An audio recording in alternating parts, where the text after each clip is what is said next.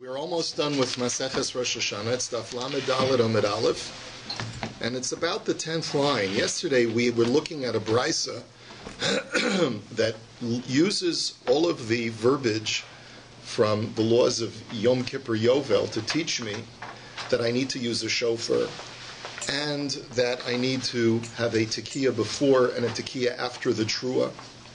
And we also derived from the connection of the three verses, two of them written in the context of Rosh HaShana and one written by Yovel, that you have to have three sets. So three sets of three sets of tekiah, trua, tekiah. That's what we've learned so far.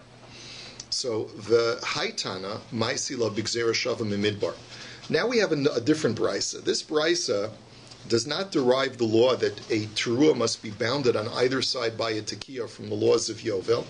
If you recall, we had learned it out from the word ve-chatima and ta'aviru. The Torah, by the laws of the Yovel, Yom Kippur, said that ve-chavarta shofar teruah b'chodesh hashvi'i, that you shall cause to ring out the sound of the teruah of the shofar. Right? So the word cause to ring out, ve-chavarta, implied the extension of a sound, which is what a tekiah is. And at the end of the pasuk, it had said ta'aviru shofar, also the same verb of ha'avara. So that said that this teaches me that there's a bounding on either side of the trua with a tekiah. But the following Tana learns it out not from Yovel, but rather from the laws of the blowing of the trumpets when it was time for the Jewish people to travel, which we really just read about in last week's parsha. The Tanya, usakatem teruah. The Torah says, bitokeya a trua, which is very strange because normally, if you wanted to verbalize the word trua, what would the verb of trua mean? Be. It would be vahare osem, not usakatem. So the fact that the Torah uses the verb usakatem to describe a trua implies that we're dealing with two separate sounds. One is a tekiah and one is a trua, and the two of them are distinct. Tekiah bifnei atzma, utrua bifnei atzma. So ata omer tekiah bifnei atzma, trua bifnei atzma. Is that really so? O eno ela tekiah utrua echasi. Or perhaps no. The vernacular of describing how to blow a trua is to use the verb usakatem. So kishehu omer uvahakila sakahol tiska'u v'lo sariu, hevi omer tekiah bifnei atzma, trua bifnei atzma. So the answer is if you look later in that same parsha, it says when you want to get them to travel usakatem teruah. When you want to gather them and tell them to rest, it says tiska'u v'lo sariu, blow a tekiah and do not blow a trua. So you see that the verb for trua is utilized in the pasuk. So the fact that we didn't use the verb for trua in the previous pasuk implies that it wants to give over, the Torah is giving over that you're supposed to blow a separate tekiah and a separate trua. Uminayin shepeshuta lefaneha tamulomar usukatem teruah. And how do you know that the tekiah comes first? So that's to start off with the tekiah, because the order is usukatem first and then teruah second. Uminayin shepeshuta lacher. But how do you know then that there's supposed to be a tekiah afterwards as well? Tamulomar teruah yisbeu lemasehem. The end part of that pasuk says they shall blow a trua, but trua yisku. So the verb tekiah comes after the word trua in the latter part of the pasuk. So therefore I know tekiah, then trua, then tekiah. Rabbi Yishmael beno shel Rabbi Yochanan ben Baroka omer eino tzarich. So he says, no, you don't learn it out from the last part of the verse of trua yisku ulamasehem, but rather you learn it out from the first part of that same verse. Harehu omer usakatem teruah shenis. You see, that pasuk that says teruah yisku is talking about when you're ready to get the Torah had already discussed the blowing of the shofar for the first camp, because there are four camps, the four Israelite camps, north, east, south, and west. Each camp has three tribes. That's what we learned about in Parshas Baloscha. They would blow the shofar, and then the first camp would commence. Then they would blow the shofar again, and the next camp would commence. So this pasuk is talking about after the first camp has already started traveling, you blow it again. So that pasuk says, "Usakatem teruah shenis." You shall blow a trua a second time. She'ein tamul omer shenis. So not tamul omer shenis. So why do you have to tell me blow it a second time? If the previous pasuk had already said blow, so obviously when it says blow over here, it is implicitly a second time. So why does the Torah have to say shenis? Zeh bona'av shekol makom shnamar trua tehei tekiya sheniyala. It's to teach me that anytime there is a trua, that tekiya has to be secondary to it.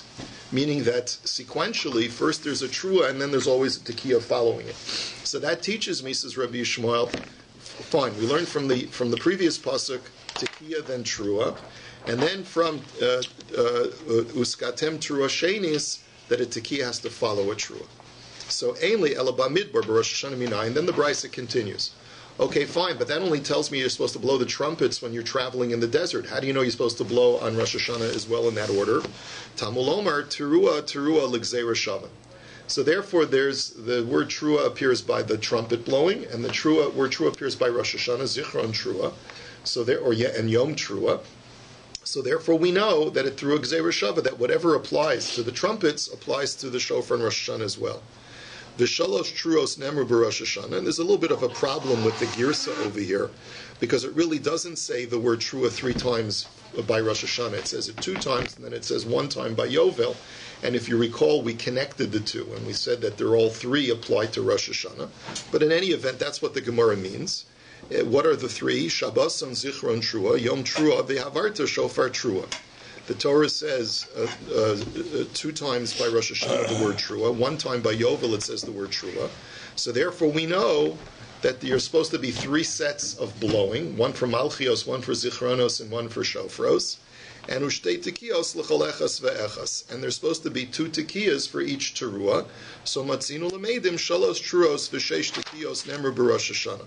So therefore, we see from here that there are supposed to be 3 truas, and each trua is bounded by 2 tekiyas, so we have a total of 9 sounds on Rosh Hashanah. Now, the Brisa then says something a little bit startling, because based on what we've said, you would say that the law of 9, according to this Brisa, would be midioraisa. But the Brisa now changes that, and it says no, it's not midioraisa, but rather shtaya midivrei Torah ve'echas midivrei sofrim. 2 of the 3 truas are midioraisa, and 1 of the truas is only midirabanan. Now, what does that mean? As we'll see, the Brisa is going to explain that sometimes you can't use a pasuk for the numbering or to tell you how many times if you need that pasuk to teach me a different halacha.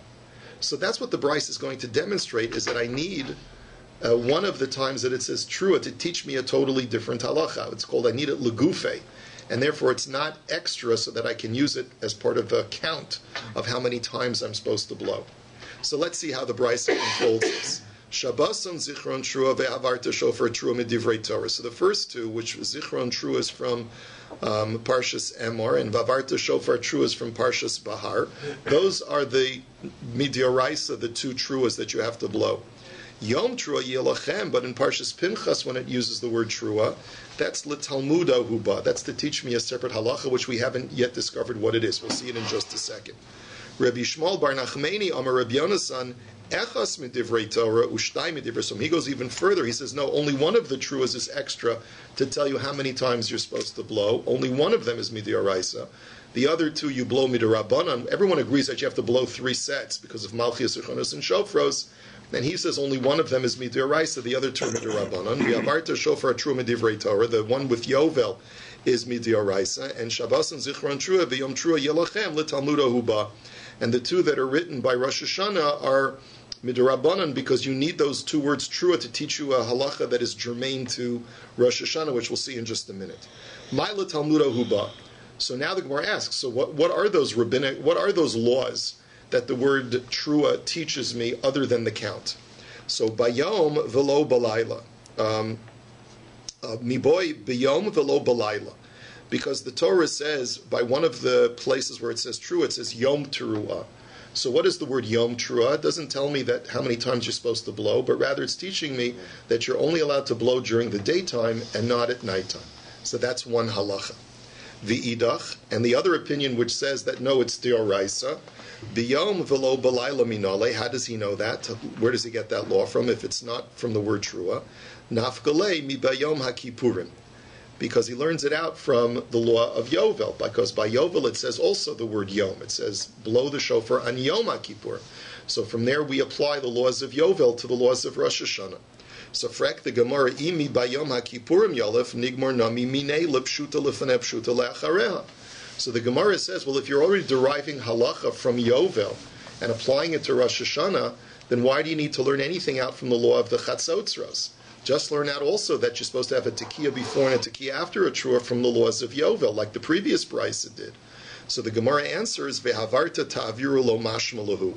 The answer is that the Tanoim of this brisa look at the verb ha'avara, which we use to tell me that it means a tekiah, and they say, no, the verb ha'avara does not mean a tekiah. It just means to cause a sound to emanate, but it doesn't imply what kind of sound, and therefore they have a different way of looking at the verb. Elomai darshi behu ve'ha'avarta k'derav masna. So what did they do with those words ve'ha'avarta? Because l'chora you could have said the pasuk without using the word ve'ha'avarta. And remember, it says ve'ha'avarta. The verb is used twice in that pasuk. It says ve'ha'avarta shofar teruah, and it says ta'aviro shofar b'chol artzechem. So the word ha'avara is used twice, and if it's not being used to teach me that you need a tekiah before, tekiah after, because we learned that out from the Chatzotzros, what does this Tana use it for? So the Gemara answers ve'havarta k'te Rav Masna, like Rav Masna says. The Omer Rav Masna ve'havarta derech ha'avaraso. He says that the word ve'havarta by Yovel teaches me that the shofar has to be normally shaped when you blow it. And if you remember from DAF Chav Zayin, we had learned that if you try to, we learned this on the night of Shavuos, so it may be a little groggy in your memory, right? That we learned that a shofar cannot be inverted. You cannot take the wide end and narrow it, and take the thin end and taper it in order to blow it backwards. That's what he learns from the word v'ha'avarta. And ta'aviru, the second time it says ha'avara, teaches me to kamarachmana ni abre biyad. That tells me that you're supposed to carry it in your hand. The way Tosfos understands that is that what the Torah is requiring is that when you blow shofar, you have to be holding it. You can't just let's say, put it on a table and blow it on the table. Okay, the the Rav Masna. So now, what is the previous brisa who does use the word ha'avara, right, for tekiyas? Where do they learn these halachas of not inverting a shofar and holding it in your hand? So the Gemara says, midashani b'dibure. So the answer is, the fact that it says v'ha'avarta twice in the pasuk and changes the verbiage, and it doesn't say v'ha'avarta twice, it doesn't say ta'aviru twice, but it says v'ha'avarta and ta'aviru, that's sufficient to tell me that you're not, to teach me the additional halacha that you're not allowed to invert the shofar. And what about the second halacha? Ta'aviru biyad lo matzis amart. And the idea that ta'aviru means to hold it in your hand when you're blowing, that previous Tana doesn't hold of that halacha. You know why? The gomer avara mimoshe, because the verb ha'avara is connected to another verb of ha'avara in another pasuk that's written by Moshe Rabbeinu, where it says ksivacha ve'avarta shofar terah v'chsiv hasam vayitzav Moshe vayaviru kol b'machane, that Moshe gave the word to build the Mishkan, and they sent forth a sound throughout the camp. So you see that malahalan bekol, afkan bekol, just like over there, the verb ha'avara implies a reverberation of sound, so too it must mean a reverberation of sound here, and not the holding in the hand. So therefore, this pasuk, according to the previous Tana, has nothing to do with holding a shofar in your hand, and therefore they don't hold of that halacha. Taka, according to the previous Tana, you would be allowed to blow the shofar on the table without holding it. Now, ulahai Tana demaisi lo mimidbar. So now the Gemara asks another question. Our latter Tana, who derives the laws of Tekiah, Trua Tekiah, from the Chatzotzros in the desert, imalahalan Chatzotzros afkan Chatzotzros. Since he's not deriving halacha from Yovel, which is where the previous Tana got the law of shofar, well then if we're deriving it from the laws of Chatzotzros, maybe then according to him we're supposed to blow Chatzotzros on Rosh HaShana and not a shofar. So Tamul Omar, Tiku v'chodesh shofar b'kesed liyom chagenu. So we have to resort to a pasuk in Tehillim. It says, blow on the month the shofar, on the covering of the day of our holiday. So, Ezehu, this is a famous drasha, Ezehu chag she'achodesh miskasebo. What is the holiday where the moon is covered on that holiday? You know, as all other holy days in the Jewish calendar, the moon is usually full or on its way to being full. So what holiday is it where the moon is completely concealed? Hevi Omer ze Rosh HaShana. Bukama Rachmana shofar, and the Torah says, what are you supposed to blow on that day? A shofar. So you're right. From a biblical passage, we do not have an indication that the shofar is the instrument of blowing on Rosh Hashanah, but it's derived from the pasuk in Tehillim according to this latter Tana. Asken Rabbi Avohu b'Kesari tekiya shlosha shavarim terua tekiya. So Rabbi Avohu now tells us, and I actually foreshadowed this Gemara for you yesterday. He made a rule that when they were going to blow shofar in the city of Kesari, he said, first blow a tekiya, then a shvarim, 3 of the da, like we know what a shvarim is, and then a trua, and then a tekiya following. So the Gemara says, I don't understand why he did that. Manavshach, iyalula yalil li'avet tekiya, trua tekiya. V'igenuche genach li'avet tekiya, shlosha shvarim tekiya. Why did he have to do both? If he's not sure, either paskin that a trua is a sab or a tekua is a whimper, right? If it's a sab, so then do 3 shavarim. If it's a whimper, do 9 truas, like we learned yesterday. So the Gemara answers misafkale, or actually it's 3 whimpers, but whatever. In other words, either do sobs or whimpers, but why do both? So the Gemara says misafkale genuche genachi yilulu yilil. He wasn't sure how to paskin, so he figured I'll cover my bases by doing both. So maskef lo Rav Avira, but Rav Avira is very unhappy with that. He says dilma yilule hava the komafsik shlosha shavarim bein trua l'tekiya. So the Gemara says, but wait a minute. But what if we paskin that it's really a whimpering sound, a very short staccato kind of sound? Then it'll turn out that there'll be a hefsik between the first tekiya and the trua. And if we know that you're supposed to bound the tekiya on either side with a trua, then and a shvarim is not really a trua, so then you're inserting a foreign sound in between the first tekiya and the real trua. And so the Gemara says, you know what? The hadar of it tekiya, trua tekiya. So what Rabbi Vohu did was he was concerned about that as well. So he did tekiya, shvarim, trua tekiya, and then he did tekiya, trua tekiya to cover his bases. So maskef la Ravina, but wait a minute, says Ravina, that's not going to cover everything. V'dilma genuchi hava, the kamafsika trua bein shvarim l'tekiya. But maybe a real trua is a sob sound, like a shvarim. And if so, then by blowing a trua after the shvarim, you're creating a hefsik between the real trua and the tekiya that's supposed to come at the end. You're right. So what did Rabbi Vohu do? The hadar of it tashat. So he did, to cover that possibility, he continued by doing tekiya, shvarim, tekiya. So what he ended up doing is what we do. He did a tekiya, shvarim, trua, tekiya. Then he did a tekiya, shvarim, tekiya. And then a tekiya, trua, tekiya. He did all 3. So Ela Rabbi Avohu, my askin, igenuche ganach ha'avdei yilula yilil ha'avdei. But the Gemara says, well, if he did tekiya, shvarim, tekiya, and he did a tekiya, trua, tekiya, then why would he have to do a tekiya, shvarim, trua, tekiya? He's covering all his bases if he just does a tarat and a tashat. So the Gemara says, misafgale dilma ganach v'yolim. Because he had a third suffix. His third suffix was maybe it's both. Maybe a trua is a combination of both a sob and a wail, or a sob and a whimper, I should say. So ihachi liavid nami ibchat kia trua shlosha shvarim mutikia dima yalil v'ganach.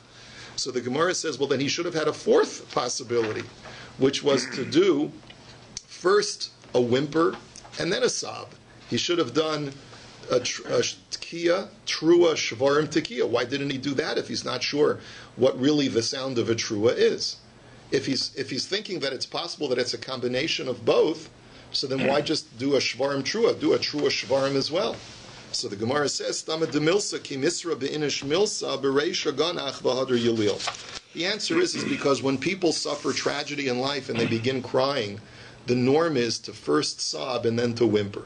You don't whimper first and then sob. First you have heavy sobbing, ha, ha, ha, and then you ha, ha, ha, at the end, right? So it's that's the order. You don't start whimpering and then sobbing. Okay. You don't want to be a wimp. You don't want to be a wimp, that's right. Okay, Taka barishona umashach b'shniya kishtayim, and we're going to the last part of the Mishnah, which said that you can't double up on your tekiya to do one long tekiya and have it count as 2.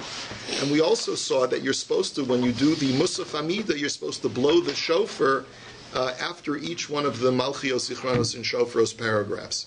So Amar Rabbi Yochanan, Shama teisha tekiyos b'teisha shos b'yom yatsa. But we also said in our Mishnah that if you didn't blow shofar on the order of Musaf, you can just blow 9 sounds independently. And the point, therefore, is that if you blew 9 sounds of the shofar, tekiya, trua, tekiya, tekiya, trua, tekiya, tekiya, trua, tekiya, you did that, then you're going to be yotzei, even if you did it over the course of 9 hours. You did 1 sound each hour. The point that he's trying to make is that it's not necessary to do them all adjacent to each other. Rabbi Yochanan is saying is that even if there's a big hefsek, a big interruption between each sound, it still works. So Tanya Nami Hachi, Shama Teisha Tekiyos B'Teisha Shos B'Yom Yatza. The Brisa says the same thing. If you hear 9 sounds over 9 hours, you're yotzei. But the Brisa says, Mites B'nei Adam Ke'echad Lo Yatza. But if you hear 9 sounds simultaneously being blown by 9 blowers simultaneously, then you're not yotzei. The question is, why not? We had learned previously that when it comes to shofar, which is something that's very precious to you, we do say trei kali mishtamoy. We do say that you are able to discern multiple sounds simultaneously. So why shouldn't you be yotzei? Tosfos explains because it's not the problem that you're hearing too many sounds simultaneously, but rather you're not hearing it sequentially as tekiya, trua, tekiya. If the law is that every trua has to be bounded first by a tekiya and then at the end by a tekiya, by hearing a tekiya, trua, tekiya simultaneously, you're not fulfilling that criterion. That's why you're not going to be yotzei. And that's why the next part of the brisa is tekiya mizeh, trua mizeh, yatsa, vafilu b'seirugan, vafilu kolayom kulo.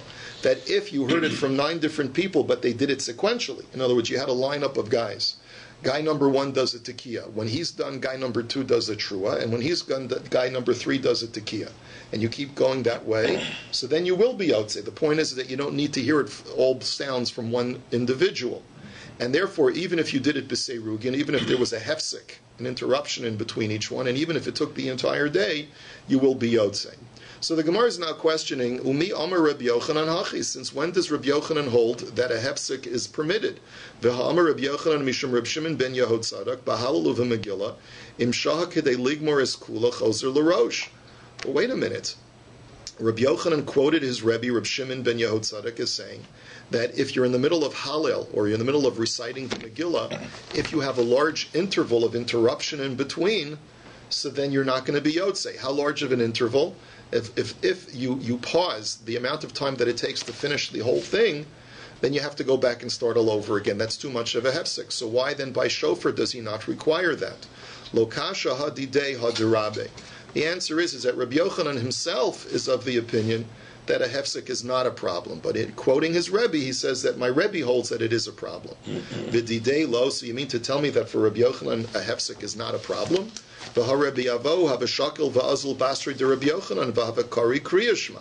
But one second, what about the following story? Rabbi Avohu was following Rabbi Yochanan through the street, and at some point, Rabbi Avohu had to recite Kriya Shema. So he begins laning Kriya Shema, Kimat l'mavus metunafos ishtik, and he gets to a dirty alleyway where there's a lot of garbage or excrement or whatever there is there, and he has to stop. So Basar de Chalif, Amarle Mahu Ligmar. So after they get out of this very dirty alley, and he's able to commence, he says, Rebbe, am I allowed to just pick up where I left off? So Amarle im shahisa k'dei ligmor skula chazor l'rosh. And Rabbi Yochanan told him, well, it depends. If the pause was so great that you could have finished Shema in that pause, then you have to start all over again. So you see that even Rabbi Yochanan on his own holds that a pause, a hefsek, is a problem. So the Gemara says, Hachi ka'amarle, lididi lo svirali, lididach de sviralach im shas k'dei ligmor skula chazor l'rosh. What Rabbi Yochanan was telling Rabbi Avohu is, I know Rabbi Avohu, you paskin like my Rebbe who says that a hefsek is a problem. According to you, if the interruption was so long that you could have finished the whole Shema, then start all over again. Right, so that's what Rabbi Yochanan says. I personally hold that for sure you could just pick up where you left off. But according to you, who are machmir, then it depends on how long you paused for. Tana Rabbanan, Tikiyos ein ma'akva zu azu, brachos ein ma'akva zu azu. So the Brisa now tells me that, and this is why Rashi learns, that you don't, even though lechatchila you're supposed to be blowing the shofar in the order of Musaf, after Malchios, after Zichronos, and after Shofros, if you didn't combine them in the proper fashion, you're still yotzei. Tekiyos ubracha shel Rosh HaShana, but that's only true when we're talking about other types of davening, which Rashi explains is when you're, let's say, on a fast day. We're going to learn Maseches Tainis after Maseches Rosh HaShana, and there too we learn about the law of blowing the shofar on a fast day. So even though you're normally supposed to blow the shofar in the order of the Amida, they add special bracha, 6 additional blessings to the Shemona Esrei when there's a fast, and you're supposed to blow the shofar at that time. If you didn't blow the shofar in that order of the Amida, b'di'evid your Yodzei. But Tekiyos ubracha shel Rosh Hashanah v'shel Yom HaKippurim ma'akvos. But when it comes to Rosh Hashanah and Yom Kippur, which is, I guess, the Yovel Yom Kippur, where there's an obligation to blow shofar, there we say that it is ma'akev. And you have to say over here that in order to be consistent with our Mishnah, is that when it comes to a tainis, even lechatchila, you're not obligated to do it together with the Amida. And when it comes to Rosh Hashanah and Yom Kippur of Yovel, at least lechatchila, you have to do them together with the Musaf davening. Because we saw in our Mishnah that b'di'evid, if a guy didn't get a shofar until after the Amida was done, he's still allowed to blow and he's still yotzei. So my time, what's the reason why you have to at least lechatchila make sure that the shofar blowing is going to be in the order of the Amida? Amar Rabba, Amar Kadosh Baruch Hu, Imru lefanai b'Rosh Hashanah malchios zichronos v'shofros. Because as we know, God says to the Jewish people that on Rosh Hashanah, I want you to say for me paragraphs of kingship, remembrance, and shofar. Malchios kedei shetamlichuni aleichem, verses of kingship so that you'll coronate me. Zichronos kedei sheyava lefanai zichronechem, zichronos so that your memory will ascend to me, and litova for the good. Uvameh b'shofar, and how will that happen? And how will you coronate me, and how will you cause yourselves to be remembered before me? With the shofar. So the shofar is an integral part of the Amida, and that's why it has to be done on the order of the Amida. Now, Misha birech ve'achar kach nismana lo shofar tokiyim ariv v'tokeya. So our Mishnah tells us that if a person already davened the Amida without the shofar because he didn't have a shofar available, and later in the day he gets a shofar, so he should just blow 9 blasts and he's fine. So taima de lo havale shofar mi'ikara. Ha-havale shofar mi'ikara ki shamalahu aseder bracha shamalahu. So you see, this Mishnah is supportive of what we just said, that really you are supposed to blow the shofar on the order of malchios, zichronos, and shofars, because the Mishnah only says b'di'evid if you didn't have a shofar. But, and post facto, if you have a shofar, you're okay.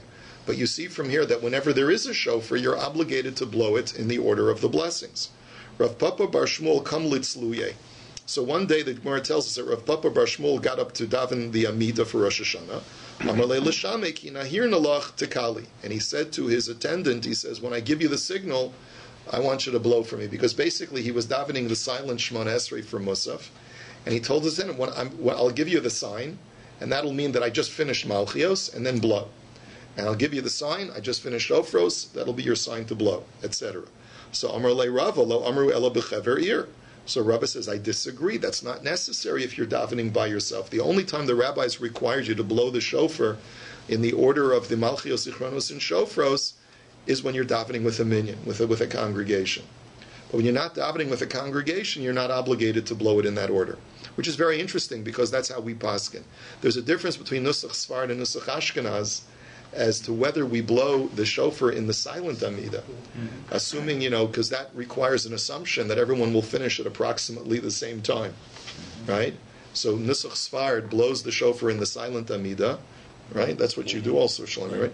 But Nusach Ashkenaz says, no, we only blow it in the Chazin's repetition of the Amida, because everyone does davening at a different pace. Tanya nami hachi kishu shoman ala seder vel seder brachos b'med v'mamurim b'chever ir. Aval shalo b'chever ir shoman ala seder v'shalo al seder brachos. The Brisa says the same thing as Rabba, that if you are listening to Tekiah Shofar using the ordering of the brachos, that's the obligation. You should listen to shofar based on in the sequence of the blessings. But that's only true when you're davening with a minyan. But when you're not davening with a minyan, it doesn't matter. You can either listen to shofar in the proper place in the Amida, or you can listen to it completely afterwards. V'yachid shalotaka chabero tokealo. Furthermore, the Brisa says that if you didn't blow, then you can have your friend blow for you. But v'yachid shelo birech ein chavero mevarech alav. But if you didn't say the blessings of the Amida, you may not have your friend say the blessings for you. Now this has to be analyzed carefully because it's not clear whether this is across the board. What if your friend didn't daven Musaf yet either?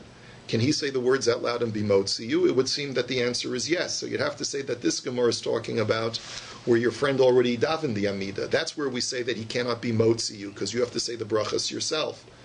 But that's only true if you're a yachid. But if you're in a tzibor, then the shliach tzibor can be motzi. U'mitzvah betoken yoser min hamavorchen. And then the last thing the Brisa says is that if you have a choice that you can either only hear the Amida from a shliach tzibor, or you can only hear Tekiya Shofar from a shliach tzibor, you can't do both. So then we always take the preference to Tekiya Shofar over listening to the Amida. So, okay, so what would be an illustration of this? Shtei ayaros be'echas token u've'echas mevorchen. You have two villages, and you're in between the two. You can either go to one village where they have a phenomenal chazan, and he's going to be motzi everyone in the Musaf Amida, but they can't find anyone to blow shofar. Then you have another village, it's a great story, where they can't find anyone to daven the Amida for them, but they got a guy who would be a great shofar blower. Why don't they just combine forces? They can't stand each other. So I'm just kidding. I'm sure there could be another reason. But anyway, but I'm sure that, so you can go to you have to choose which one am I going to go to on Rosh HaShana. So Holchin Lamakom. What? 2 days Rosh HaShana. Right.